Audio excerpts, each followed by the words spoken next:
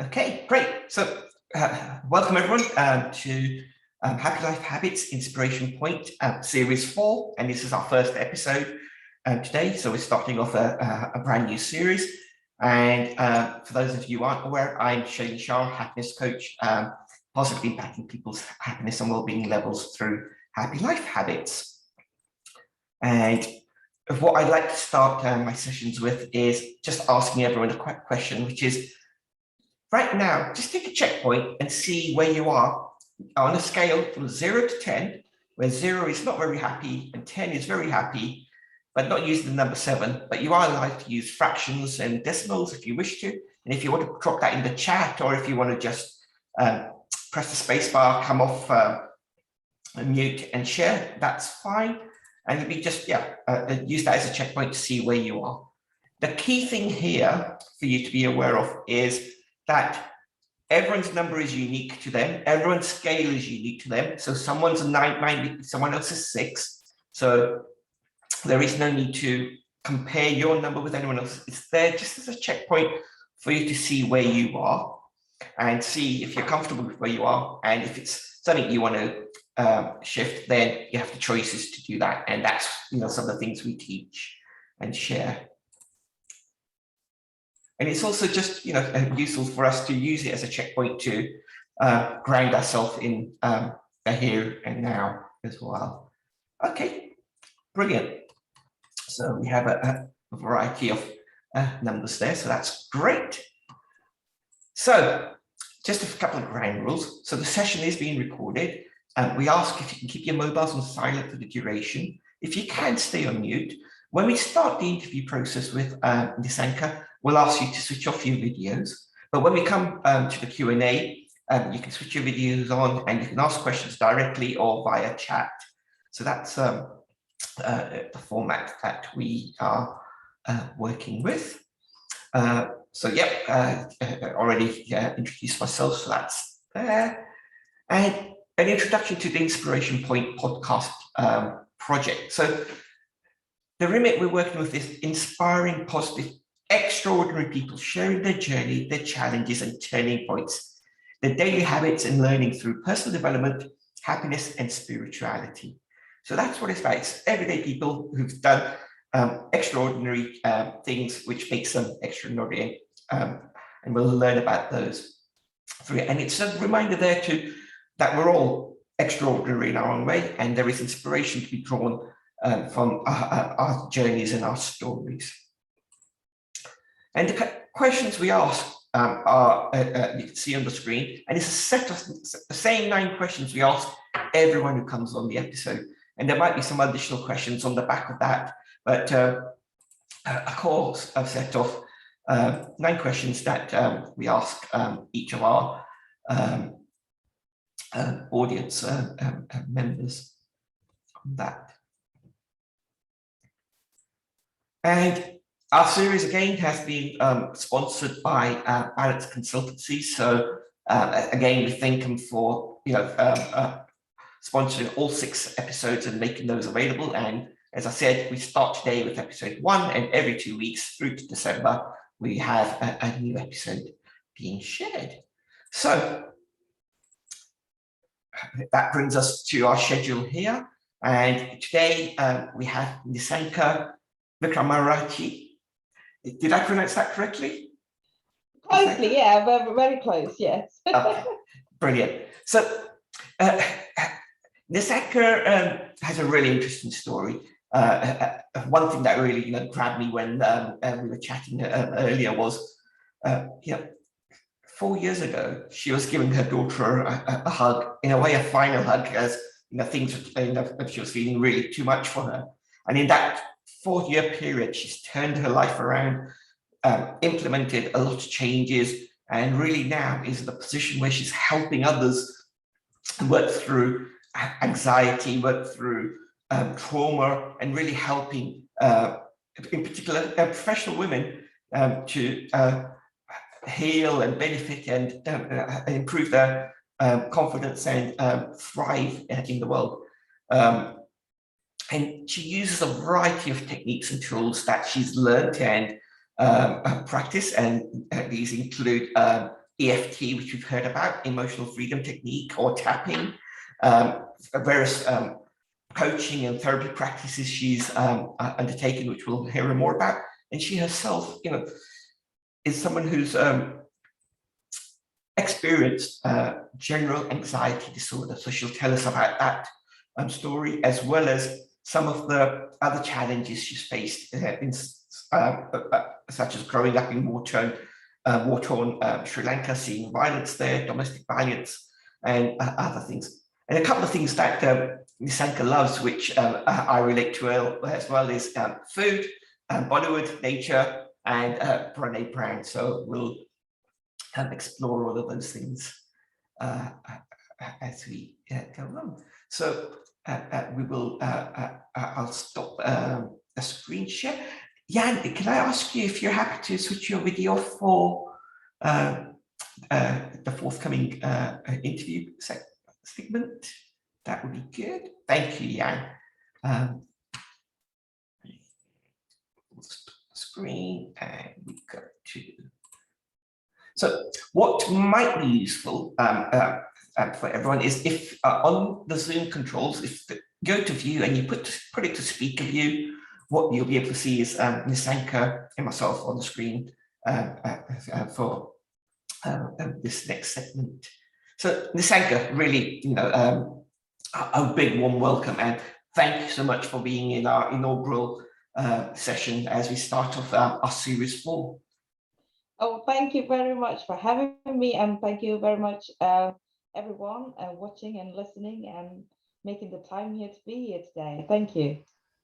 Thanks. And as I said, Nisanka's journey and story is really quite amazing. There are some real heart-wrenching aspects to it, and where she is now and with what the work she is doing. It's just phenomenal. The way she's got help and healed herself, and now helping to heal others. So Nisanka, the first question that we'd love to ask everyone is, what makes you happy? What makes me happy? Oh my goodness. What makes me happy? Nature, like I said, and a sense of achievement, being able to spend the time with my child and having that connection, and being in love, and really doing something purposeful and meaningful, and being creative. Yeah, they all make me happy.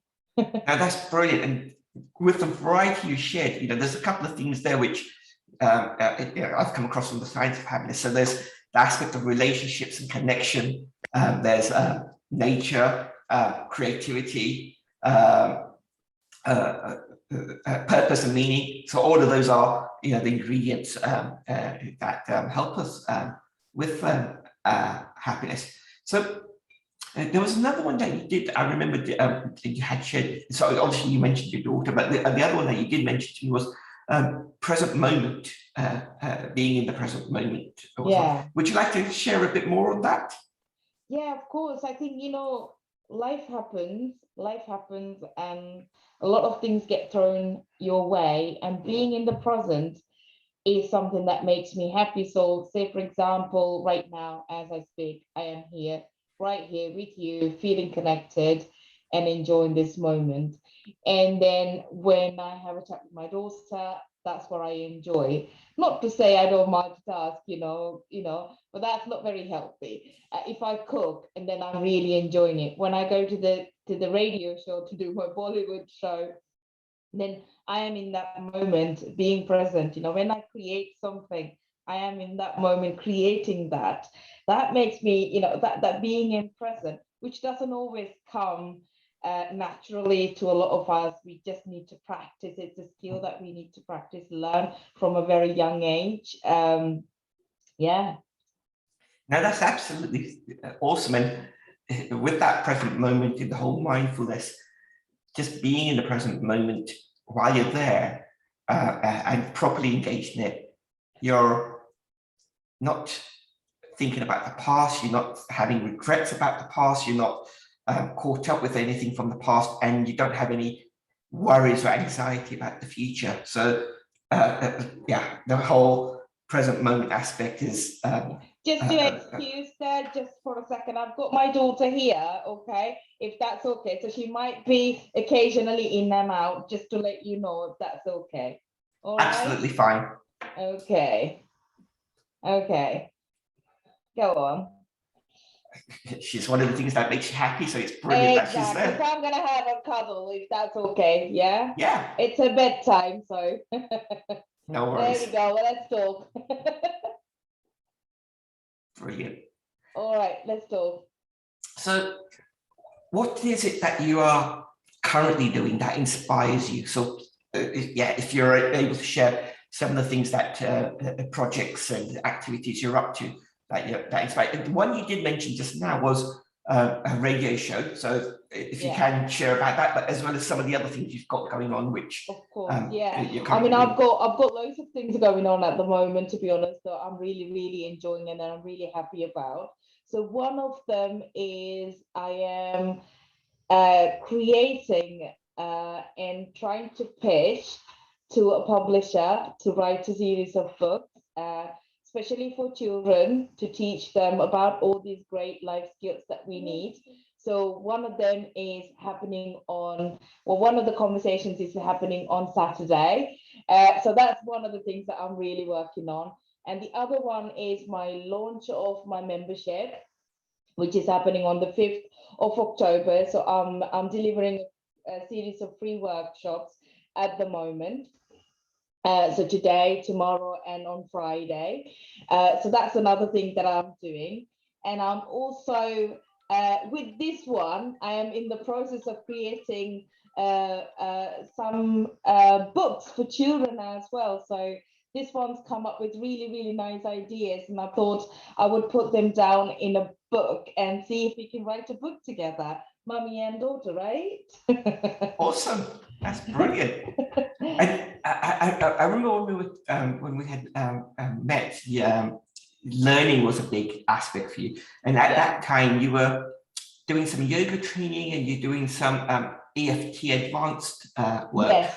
Have you finished those? Are they ongoing still? Yeah. So I took training because in the work I do, I work with females, especially women, and I work with the body and the mind. So I thought, so I studied yoga for trauma healing. You know, some of the traumas that's been stuck in our body can be released through these yoga positions and yoga. You know, I'm not a yoga teacher. I didn't train to become a yoga teacher, but I trained to use yoga in trauma healing. So that's one of the things I did. It's completed. And another thing I did was advanced EFT practitioner. So I completed the advanced EFT practitioner training. So I'm an advanced EFT practitioner. And the next step would be actually to become an EFT trainer. So I need to give a little bit of time as an advanced practitioner, and then I can become a trainer. So that's one of the things. One of the things that I am committed to is lifelong learning. Yep. So the learning will never end, you know, from reading books to researching to studying new things to, you know, NLP is another thing that I'm just about to complete. So there are so many. I've got like a really long list of things that I really like to do, and you know, masters in neuroscience is one of them. You know, it'll all happen, you know, when the time is right. Yeah, and what the beauty of that, and I'm with you with the lifelong learning, and you know, from a similar page of, you know, learning various things. And what I really do enjoy about this, you get new insights, but you also see connections between some of the things you've learned already, and that enhances that. So fully with you on that. You mentioned trauma. Would you like to define or explain what trauma is? How would you describe what trauma is? Of course, and I think when I'll start with the perception in the society about trauma. When we talk about trauma, people often crawl back in thinking it's something really major, like sexual abuse and violence and things like that. That's part of it. And sometimes people also think that it needs to have happened to them for it to be a trauma. That's another perception. And another thing is that, we can't get out of it. That's another perception. These are all myths and these are all wrong perceptions. Trauma, in a simple way, is we have two different types of trauma. One is major trauma and the other one is little trauma. So for example, I'll take this as an example. If she comes over here to me and she's trying to talk to me and trying to show me what her drawing is, and I tend to ignore that, and if she's not supported through that, thank you very much, darling, it's beautiful, and I'll show it to them, okay? And if she's not supported through that, and the belief that happens to her, I'm ignored, I'm not lovable, that can become a trauma to a child later on. So it doesn't matter what kind of a board meeting I am on, I've still got to make sure that, I pay a little bit of attention. It's bedtime today. Sorry about that. This wasn't meant to happen. I lost my support today suddenly, so that's why. And then the second thing is major trauma. Major trauma could be violent. It could be, like you said, domestic abuse, rape, being in a war torn. And it doesn't have to be that you are in it. It could be you're reading about it constantly. It could be that you're watching news. It could be that you've heard it happen to someone else. It's just that initial reaction to it and not being able to process that emotion. And with that, we create a belief about ourselves.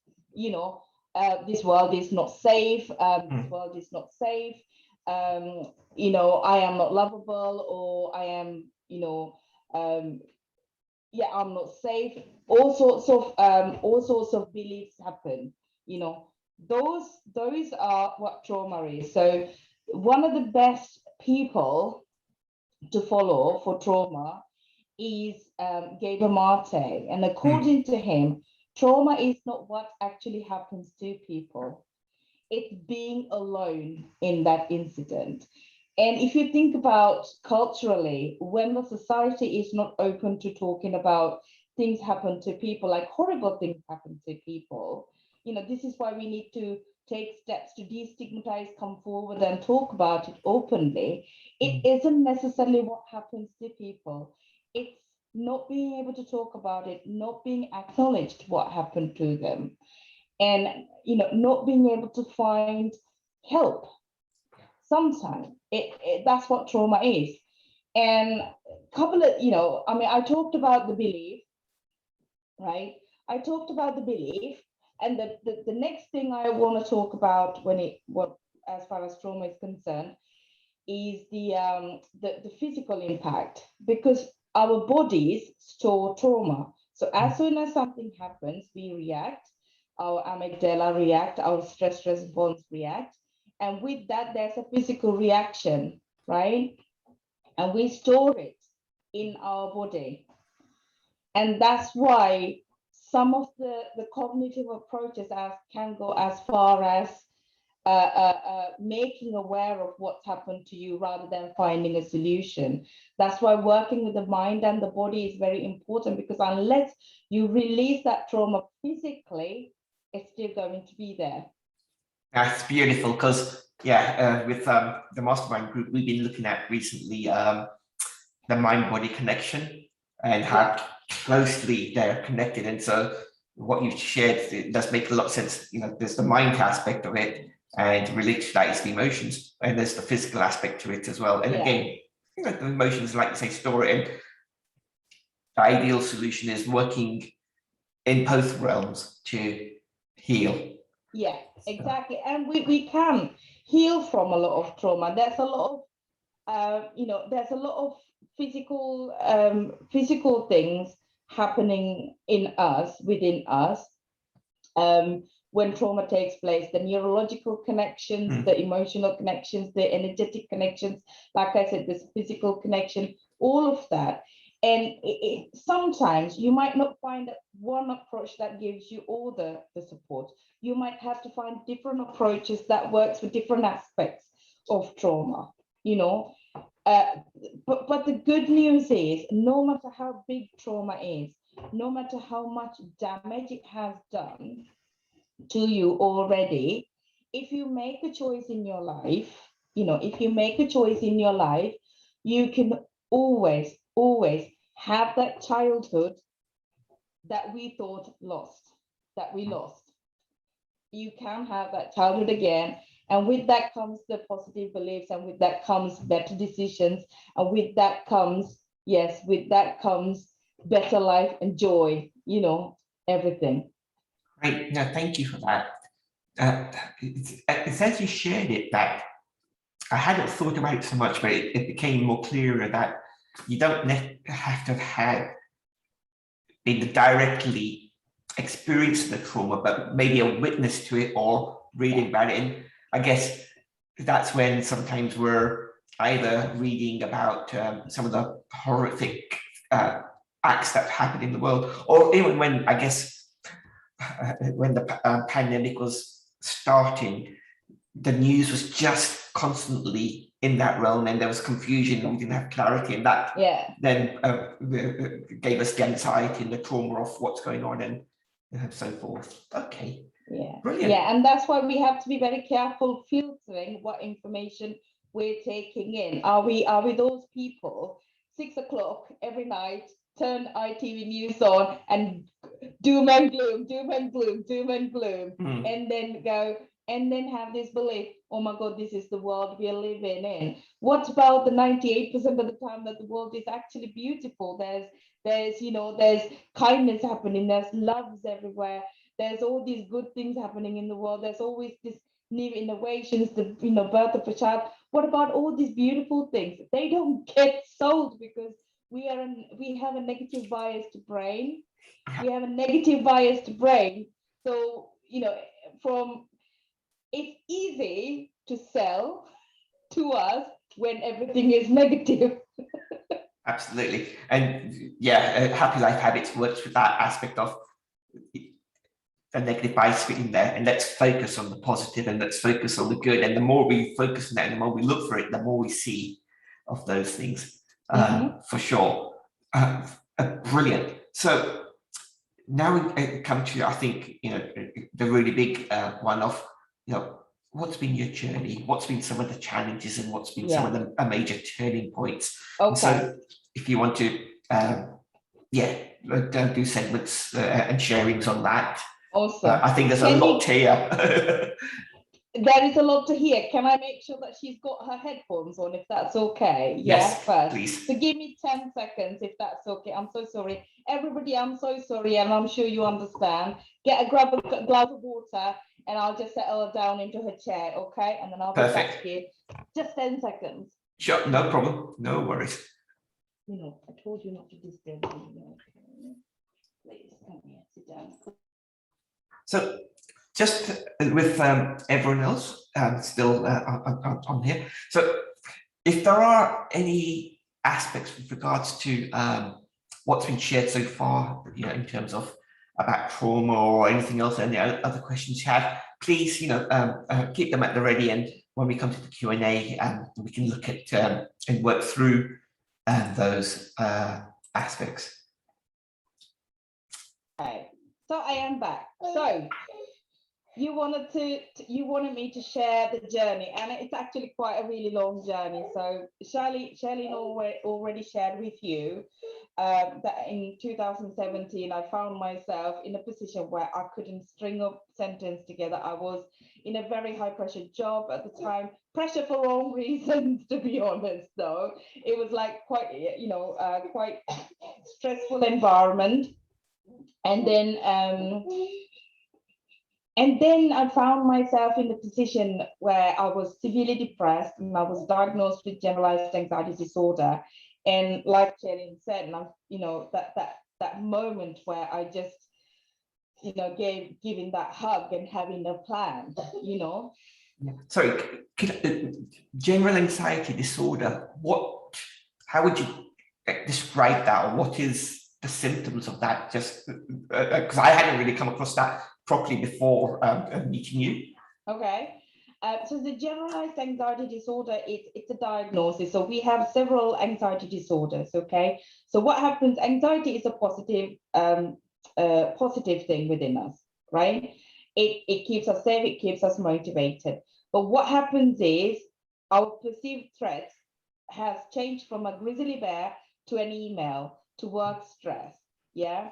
So earlier days, evolutionary, when we saw a threat like a grizzly bear, we ran, we burned that excess energy within us, okay? But when we see an email, we don't run anymore, right? What happens is that excess energy is stored, right? And then we have beliefs. So there's one habit forms another one, another one, another one, another one. So it's the chemical imbalance, another one, another one, another one. It just goes on like that. And that's when it becomes a chronic anxiety, high functioning anxiety. And if you don't answer that, if you don't do anything with that, and then it develops into different anxiety disorders. Generalized anxiety disorder is one of them, where you're literally anxious about literally everything, waking up, going to sleep, literally everything. And we have phobias, we have OCD, we have post-traumatic stress disorder. So all sorts of anxiety disorders, depending on what happened and who you are as a person and how you individually develop these symptoms. It's a very unique journey, Generalized anxiety, as it says, you're just literally anxious about everything. Yeah. No, okay, thank you for that. And you mentioned, the workplace one. And when we had spoken before, you shared that you are were, or maybe are, a high functioning performer. So if you want to share a little bit about that, and then just continue as you were. Yeah, of course. So I've always been a high functioning, I'm Asian. I don't think I had much of a choice. At the moment you were born, you're like, you'll become this person, you'll become that person. So I've had that academically driven life anyway, and I've always been very academic, high functioning.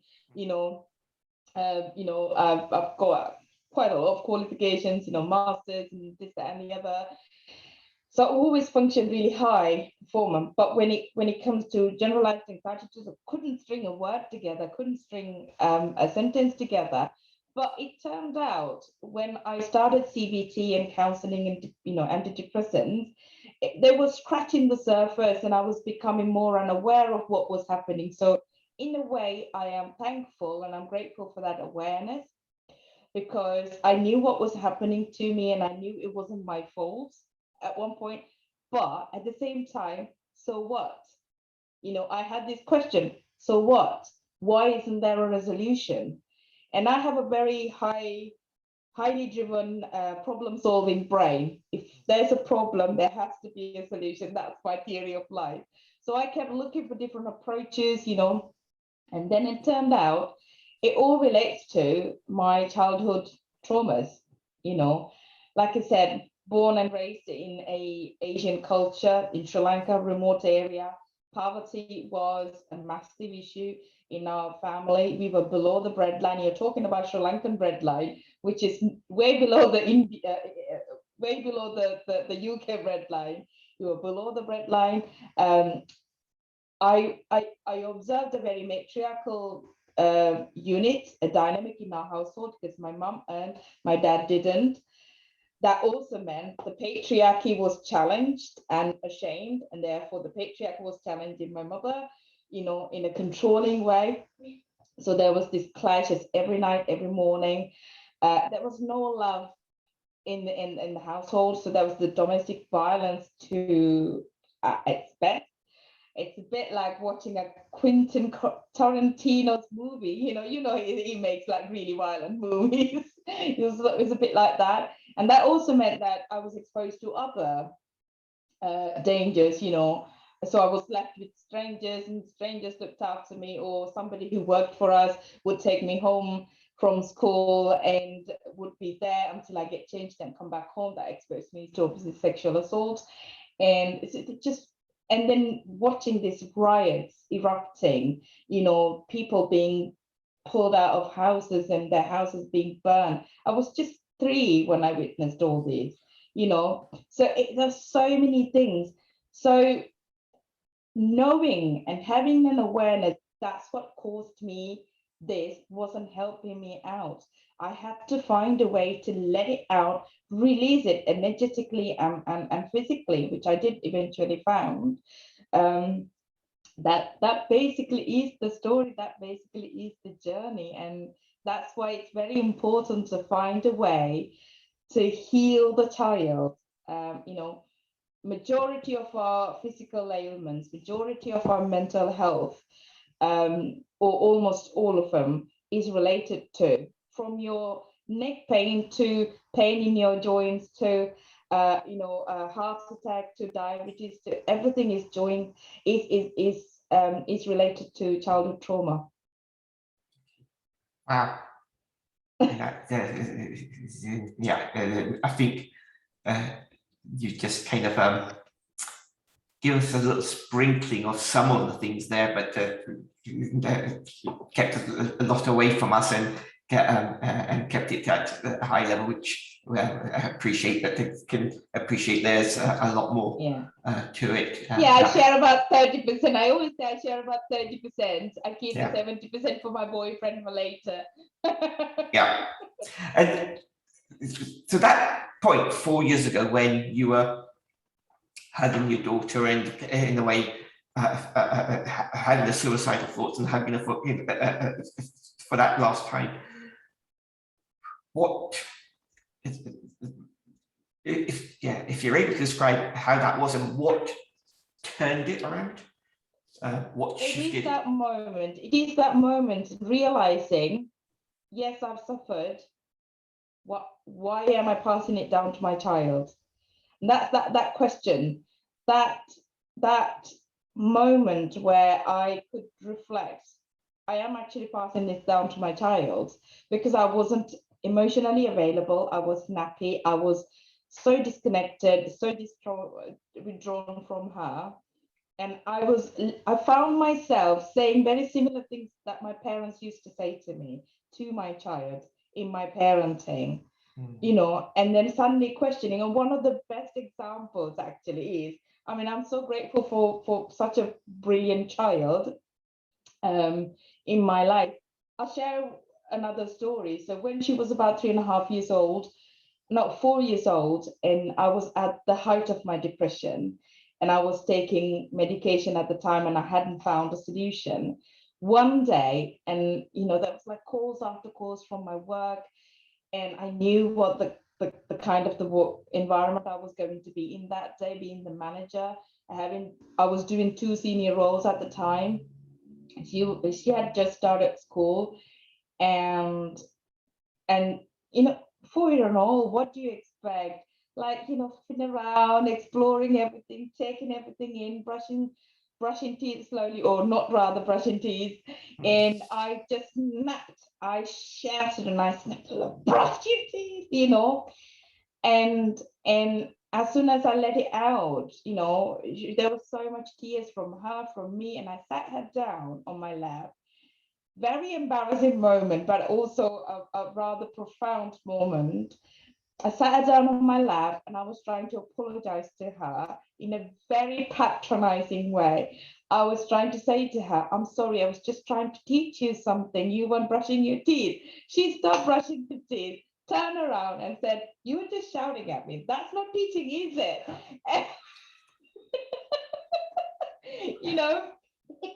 That to me was, oh my God, what am I doing with this child? What am I doing with my life? That question. And I decided to change. I'm just giving you examples. There's so many incidents, moments, awakening moments, I should say, moments like that in my life. But those are like, very important ones.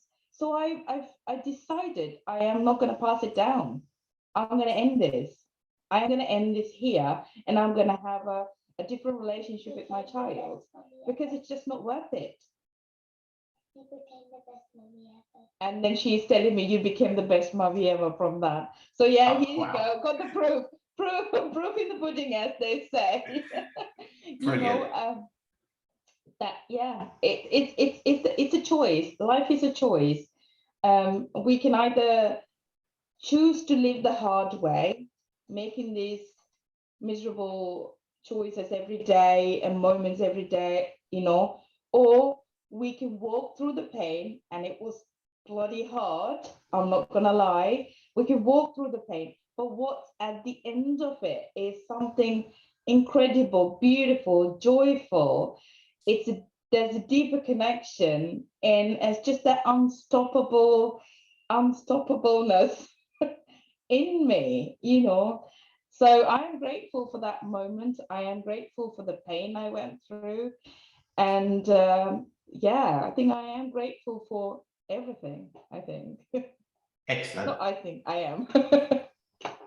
Brilliant. Good. Was there anything else you wanted to share on the journey to challenges or turning points before we move on? Oh, I mean, there's been many points. I'm Asian. We're brought up culturally as women to, take it all in and not do anything for ourselves. I'm not saying every parent brings their children up that way, but there's a cultural influence that actually puts Asian girls in disadvantage. So, and I was also born and raised in a very, kind of suppressive culture anyway in Sri Lanka, and, to challenge myself and my own thinking and to make the decisions I've made that would be considered unethical, wrong for an Asian woman, like, leaving a marriage, and pursuing my career goals and pursuing my dreams, there's been so many challenges on the way, but everything I could face them with my feet on the ground, with the happiness and the joy, and joy, because that journey is worth it. What you learn about yourself and what you discover that you are capable of doing in this journey is worth the pain.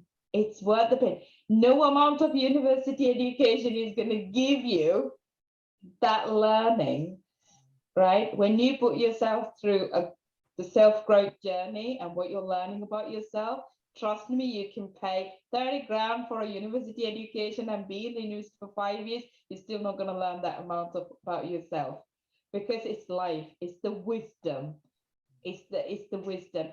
And if you're working with body and the mind, it changes your DNA expressions, which means you're not passing it down to your children emotionally, physically, mentally, through your language. You literally become the trailblazer. I call myself a trailblazer.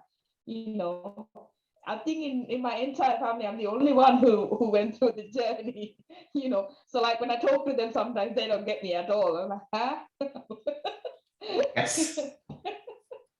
Excellent. So you're this trailblazer. So what are some of your daily habits and routines which help you stay grounded, help you stay centered, help you stay as a trailblazer, and also help you stay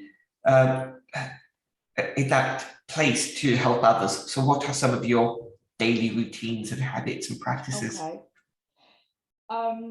Daily routines. So I'm a very spontaneous person. So I can't say to you 7 to 8, I do this, I do this. I've learned to follow my body, and I've learned to kind of be in that moment. Like I said, if I feel tired and if my diary allows it, then I take a break.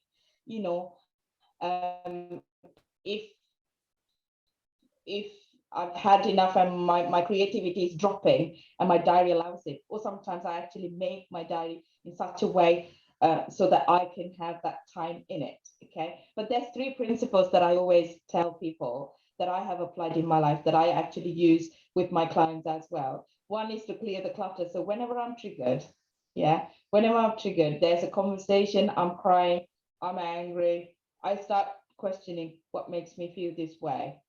and then I trace it and I work on myself. Or sometimes I call my own therapist and I work, and I still work. This is a journey. It's a never-ending journey for me, and I've accepted that. Growth is a journey, isn't it? It's every day. And the second principle is I've committed to learning new things.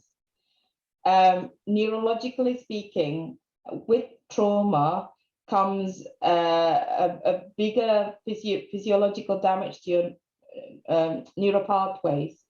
It actually physically damages our neural pathways in our brains, which why severely traumatized people are unable to focus, unable to learn. They become slow learners, difficulty with learning because there's damage. But we have something called neurogenesis, which means these neurons can be born again, right? But you have to learn something new for it to happen. You have to learn something. So I learn something new every day. I'm quite academic, so I'm quite drawn to academic side, but that's not the only way. You can learn to read a new book, learn to cook a new dish.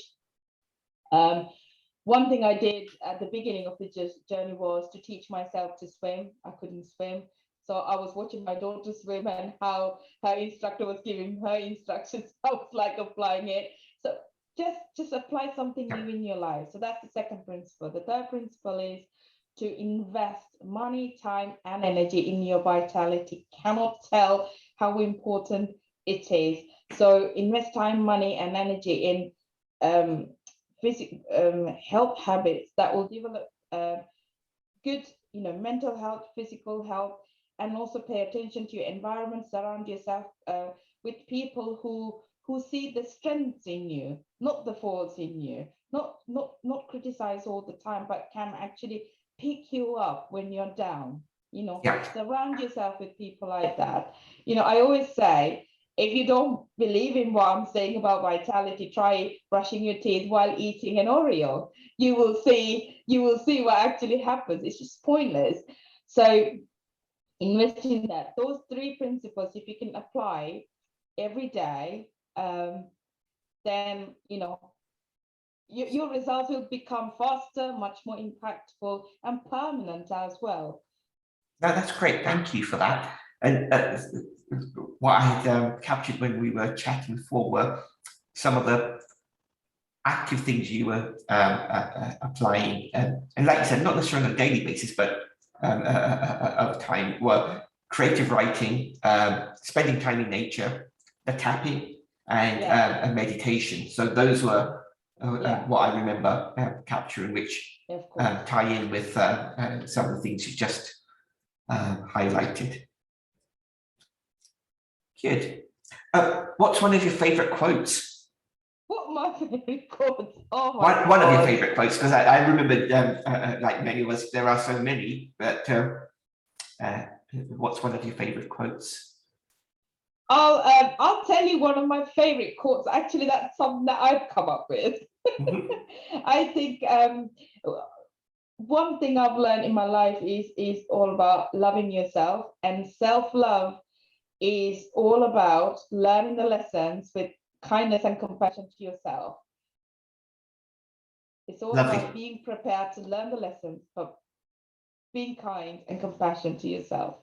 Yes, and that's such an important one, and that whole self-care, self-love, self-compassion is one which is gaining some more traction now, but it's still one which we forget or don't apply to ourselves often enough. And it's one of the messages I bring for the gratitude course, that the practice we say of gratitude is all related to this whole self-care.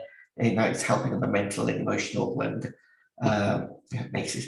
The one that I remember you sharing when we were speaking, which in a way I think also captures part of your journey. I think it's a Bill Gates one, which is people overestimate what they can do in a year, but underestimate what they can do in a decade. That's Tony Robbins. the Tony Robbins. I think Tony Robbins said, or maybe they'll learn from each other. Who knows? Yeah. Well, sometimes we overestimate what we can do in a year, especially if you're going through a healing journey.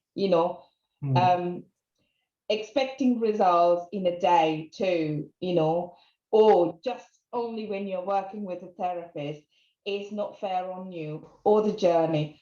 I think there's another thing I can tell you is if you walked 5 miles into the forest, you have to walk 5 miles back to get out. So you can't do that in 4, you can do, doesn't mean that if you've been through trauma for 30 years, you have to spend 30 years on healing yourself. It doesn't mean that way, but there's a certain amount of effort, time, energy, and money that you need to invest if you want to create a life that you truly deserve. Yeah, awesome. What is an achievement that you're proud of? Oh my God, it is this connection with my own child, a connection my mom and my grandmother didn't have, my mother and I didn't have. Like I said, I broke the pattern and I've got this connection with my child, which, it's, yeah, I cannot be prouder. And obviously my business and new love in my life, all of these are really, really amazing things that I'm really proud of. Absolutely brilliant. Great. What's one of your favorite books and why? Oh my God. One of my favorite books, actually, I can show you a couple of books I have got. One is this one. It's called Transform Your Beliefs and Transform Your Life. And who's that by? It's by Carl Dawson. He's the person I trained with, Matrix. So one is Transform Your Beliefs and Transform Your Life. Another book I love, I love all of Brené Brown's books anyway. I like this book, The Wild Woman's Way. It's by Michaela Boehm, I think it's pronounced, Michaela Boehm. It just all about our intuition, tapping into our female energy, feminine energy, not female, feminine energy, and working with the mind and the body. I love that. And I love any of Esther Perel. I love Joe Dispenza. I love Amy Brand's book. Amy Brand is more about neuroscience. So I love Dawson Church. I just love books. Excellent. Good. No, thank you for that. What did you learn from your parents? Do we have another couple of years? What I learned from my parents is survival. I don't think I learned anything else from them. Survival. They survived a great deal themselves. And they, especially my mother, I think, it doesn't matter what happened the previous night, she would wake up the following morning and she'd go to work, she'd carry on, she'll make sure we're fed, she'll make sure that we get sent to school, she'll make sure she has a smile on her face as well, which I believe is a defense mechanism. But what I've learned from them is pure survival, which I chose not to be and not to do. I want more in my life and I chose to be more in my life. Yeah.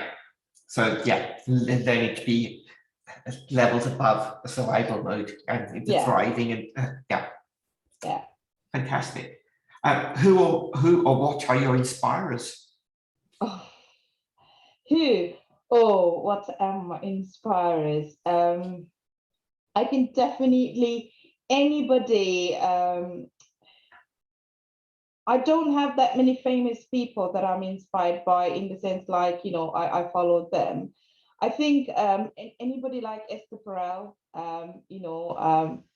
I believe is really changing the way that people are thinking about, therapy.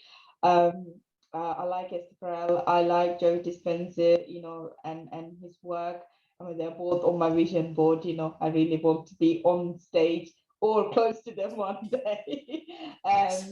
But I'm inspired by people like, my grandma, like my mother as well, who just doesn't matter what happens in their lives, just wake up, show up, and do the thing. I know it's survival and it's a requirement, but just nevertheless, they did it, you know, especially my grandma still had so much love and compassion towards people. I remember in 2019, I went to the temple that she usually visited when she was alive. And 19 years after her death, they still remember her food, her smile. You know, that's the legacy that she left. So definitely inspired by that.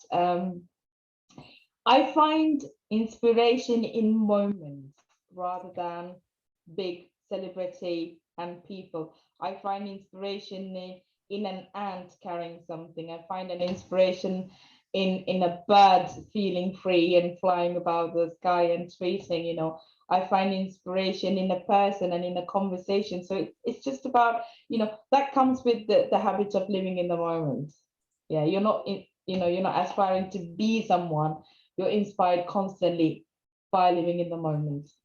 Excellent, thank you. And yeah, no, that was our last core question. So we will open up in a moment to the audience if they want to ask a question. But is there anything that I haven't asked or anything that you want to share before we do that? Is there anything left unsaid that you want to share? I'll probably think about that tomorrow morning. I was like, oh, I shouldn't have said that. I shouldn't have said that. As always, you know, reflective person. But I think I've said everything. And the only thing I can say to people is life is actually simple. And if you find yourself in a very difficult situation, unable to find an escape, find a way to heal that child, because with that, you will get the answers that you're looking for. Excellent. Now, thank you for that. I am going to just share my screen again. And can you see it okay? Or actually, let me just move this out of the way. Yeah, so what we have here is Nisanka's website, Coaching with Nisanka. So you can connect with her there and see some of the things going on. There'll be information on there regarding a 3-day workshop she's got going on at the moment. That, sorry, a 3-day course or program she's got going on at the moment. Sharing is actually not on my website, so I've just put the link here on my chat so anybody can just join in. Yeah. Because I've not advertised the workshop in my website. Okay, no, that's fine. Yeah. That's good. And you've got a Facebook group as well, so those who are on Facebook can link up and join on there. And what we would like to say is, we can open up for some Q&A. So if you have any questions, feel free to come switch your video on, come off mute, ask a question regarding anything we've covered today or anything related to trauma or anxiety, healing. Would love to have that opportunity to ask while we have a couple of minutes. Yes, Dave, please go. Hi there, Nisanka. Thank you. I've got 2 children, and I'm sure throughout their lives they've witnessed me and my husband having an argument, be it, you know, disagreements or something to that effect. How would we help them to overcome anything that they may have taken from that negativity? Oh, brilliant. Thank you very much. The best way to do is, you know, we're human beings, we have disagreements, you know. First of all, forgive yourself, you know, because it starts with you. Forgive yourself and don't be harsh on yourself. And the second thing is to have an open discussion with your children. How did you feel? What made you feel? And then tell them it's not their fault that mommy and daddy are arguing, because sometimes adults have disagreements, and sometimes when adults are so stressed, they can't actually get the words right. It doesn't mean that they're always angry at each other or they're going to remain angry at each other. It just means in that moment, we are a little bit tense and we let it out, but that doesn't mean you've done anything wrong. It's not your fault. You know, mommy and daddy love you so much. You're still our priority. It's just constantly giving that message. And obviously, you know, between you two, you can work yourself out on a better way of communicating, you know, deep breathing. You know, when the tension is rising, can somebody back off a little bit, deep breathing, and, you know, walk away? Can you just pay attention to the point that you're trying to put across, rather than letting your emotions take over, you know? So there are ways.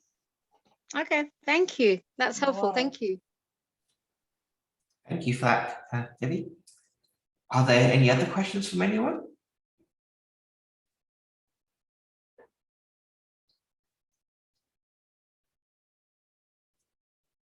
You can either put it in the chat or just press the space bar to come off mute if you have.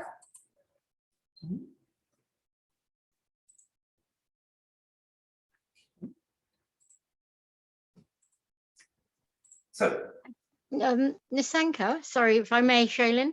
yeah. Can you just tell us a little bit about the course?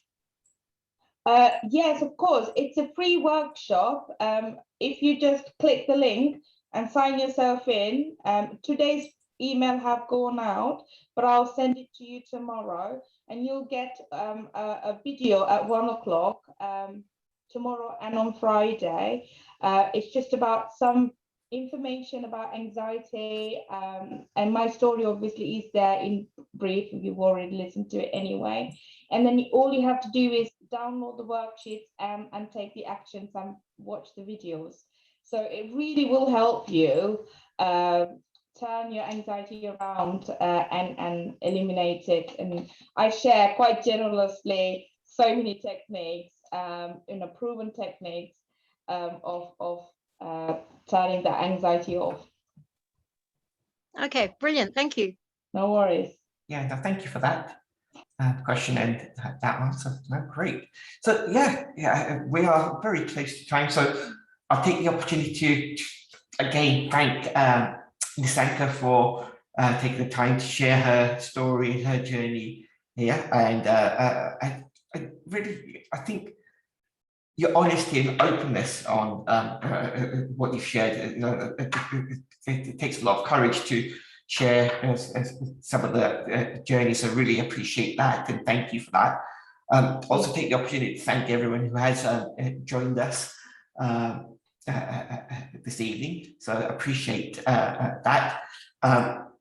Our next inspiration point is in 2 weeks' time, and Angelina will be joining us. The information is on the website, so you can see that. But again, you know, an interesting story and a journey there of another strong female and some of her journey regarding that.